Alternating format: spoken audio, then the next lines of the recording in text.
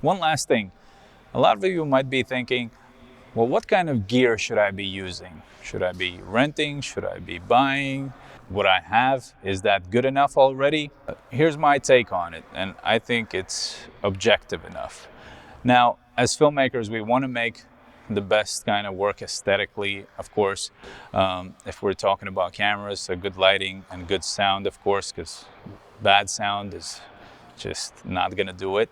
But either you're using a black magic or a red. For some of these, it might be an overkill. It might be too much, but if you have it already, of course, use it. To me personally, where the quality would matter most, and where I would always hire somebody, because I don't personally shoot or want to be a DP. I like to work with them because I usually write and direct. That's where my strengths are, especially, let's say, I really love making behind the brand videos. So those are the ones that I want to make the most aesthetically pleasing. So for a behind the brand video, I would choose whatever is the right camera, but also, aesthetically the most pleasing to me personally, and would also match the story that we're trying to tell. So I think behind the brand of How a Broke Filmmaker Became Free, we shot on a Sony FS7. I want to do a red because I love red, but for that one, I think there was something about sound. I don't even remember. We decided to go with the Sony FS7. For Darren's, the real estate guy's video, we did a shoot on a Blackmagic Studio or Ursa, one of those. And then for Bartels, we needed more of a run and gun because there's a lot of bikes involved and movement. So we had a gimbal and we had a Sony A7 III or one of those.